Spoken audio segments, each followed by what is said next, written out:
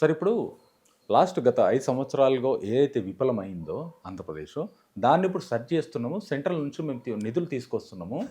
రవాణా వ్యవస్థ కానీ, ఎయిర్‌పోర్ట్ వ్యవస్థ కానీ, రకరకాల రోడ్స్, వాటర్ సంబంధించిన నిధులు ఏవైతున్నాయో ఇప్పటిదాకా వాళ్ళు తీసుకురాలేదు. మేము తీసుకొస్తున్నాం అని చెప్పేసి పవన్ కళ్యాణ్ గారు ఢిల్లీలో ఉండి మీటింగ్స్ అన్నీ ఇవన్నీ చేసి జరుగుతుంది. వెంట ప్రెస్ మీట్లు కూడా. వాటి డీటెయిల్స్ ఎక్స్‌ప్లెయిన్ చేయడం అవుతుంది. జనాల నుంచి అప్పుడు ఫెయిల్ అయినాము, ఇప్పుడు సక్సెస్ అవుతామేమో. ఇది ఎంతవరకు తీసుకోవచ్చు? ఇది జరిగే పనులా, జరగని పనులా పవన్ కళ్యాణ్ గారు చేసేటి? ఏ ప్రభుత్వాలు ఉన్నాయి? చంద్రబాబు నాయుడు గారే గత ప్రభుత్వంలో 29 సార్లు ఆయన ఢిల్లీ లేడు. జగన్మోహన్ రెడ్డి గారు ఎన్నిసార్లు ఢిల్లీ లేరు, లెక్కలు ఉన్నాయి. అవుట్కమ్ చెప్పండి రాష్ట్రానికి. రాష్ట్ర విభజన సమస్యలు ఈ రోజు దాకా ఒకటే తీరిందా? మీరే చెప్పండి. ముఖ్యమంత్రులు నిన్న కాక మొన్న అయిన కొత్త ముఖ్యమంత్రులు ఎవరు? రేవంత్ రెడ్డి గారు, చంద్రబాబు నాయుడు గారే కదా. అవును, వేదికగా కూర్చుని మాట్లాడుకున్నారు. ఏమైంది అవుట్కమ్? ఇప్పటికి చెప్పండి. నీళ్ళు విషయం కానీ, డబ్బుల విషయంలో కానీ. ఉదాహరణకి ట్రూప్ ఛార్జీలు పెంచుతారు ఎలక్ట్రిసిటీ. తెలంగాణ నుంచి బకాయిలు ఎంత ఉన్నాయి? మనకి దగ్గర 7,000 కోట్లు బకాయిలు ఉన్నాయి.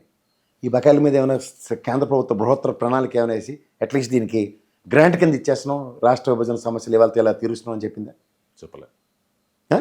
ఇప్పుడు పోలవరం అథారిటీ ఉందండి. ఎగ్జాంపుల్ నీళ్ళు గురించి చెప్పారు కాబట్టి పోలవరమే కదా మనకి జీవనాడి. అక్కడ ఆంధ్రప్రదేశ్ దానికి అన్న పూర్ణ నాకు తెలియకడుతా. చంద్రబాబు నాయుడు గారు 72% పోలవరం క్లెయిమ్ చేసుకున్నారు.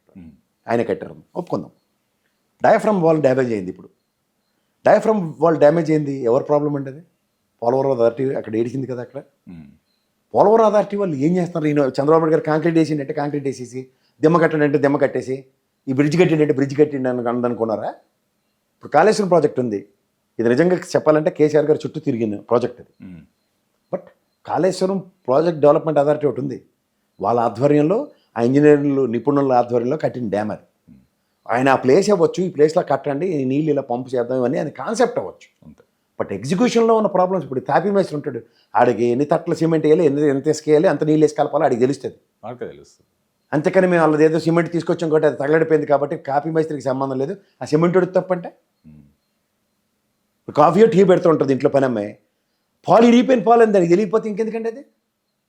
అలా నీకు ప్రాజెక్ట్ డిపిఆర్ ఏదైతే ఇస్తున్నారో దానికి అకార్డింగ్ టు ద డిపిఆర్ నడుస్తుందో లేదో అన్నది అథారిటీ బోర్డు వాళ్ళ పర్యవేక్షణలో ఉంటుంది. ఇప్పుడు పైపచ్చేది కేంద్ర ప్రభుత్వం ప్రాజెక్ట్ అండి అది. బహుళార్థ సాధక ప్రాజెక్ట్ అంటారు. అంటే నాగార్జున సాగర్, నెక్స్ట్ అక్కడ బాక్రానంగల్ డ్యామ్, ఇప్పటిదాకా ఇష్యూ క్లియర్ అవ్వాలి తెలంగాణ. ఆర్ఆర్ ప్రాజెక్ట్ ఇది. దీనికి కూడా అదే ప్రాబ్లం. పోలవరం కూడా వీళ్ళు తగ్గించారు, ఎత్తు పెంచుతున్నారు. ఈ పెట్టకథలని దేనికి అనుకుంటున్నారు? వెనకాల ఆర్ఆర్ ప్యాకేజ్ ఎగ్గొట్టడానికి. ఆర్ఆర్ ప్యాకేజ్ మీద క్లారిటీ ఇవ్వరు. ఎవరు ఇవ్వాలి? అది కేంద్ర ప్రభుత్వం ఇవ్వాలి.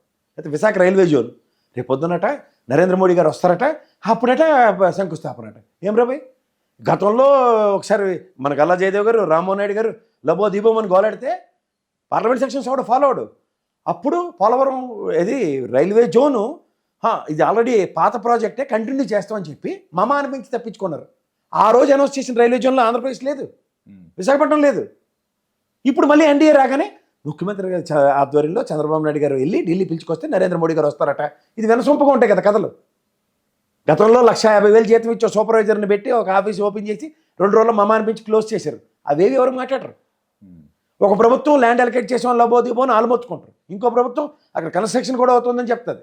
ఎవరిని ప్రజలను పక్కదారి పట్టిస్తారండి? నాకు అర్థం కాదు. ఎవరు వచ్చి శంకుస్థాపన చేస్తారంటాడు.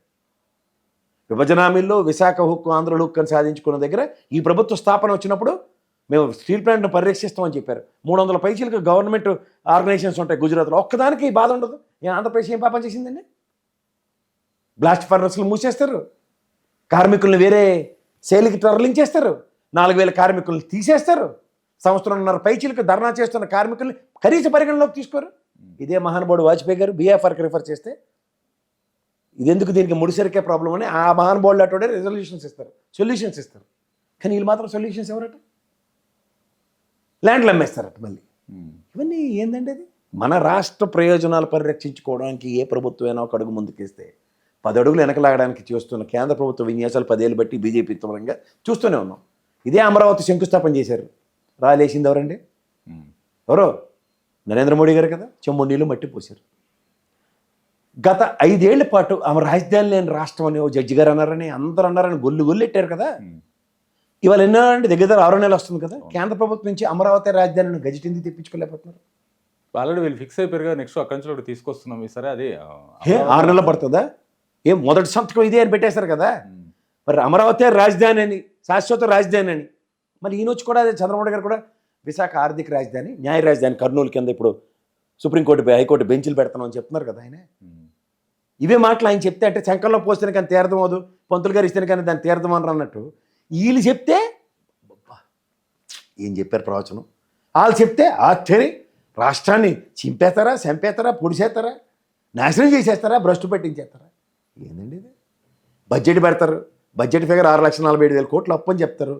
గత 3 సంవత్సరాలు 3 టర్ములు బట్టి రాష్ట్ర విభజన నుంచి వచ్చిన 1,38,000 కోట్లు చెప్తారు.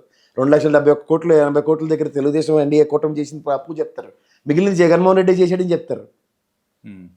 మళ్ళీ ఆ అధికారంలో అంటే ఇంకా తవ్వుతున్న కొద్దీ ఏవో వస్తాయట. యాడ్ నుంచి వస్తాయి. కాగ్ రిపోర్ట్ ఇచ్చింది కూడా తప్పని వాళ్ళే చెప్తే మనం అవునండి కాగ్ రిపోర్ట్ని మోసం చేశారు వైఎస్ఆర్సీపీ అన్నది తపేలా ఛానళ్ళలో చెప్తుంటే కాగ్ని మభ్యపెట్టారట.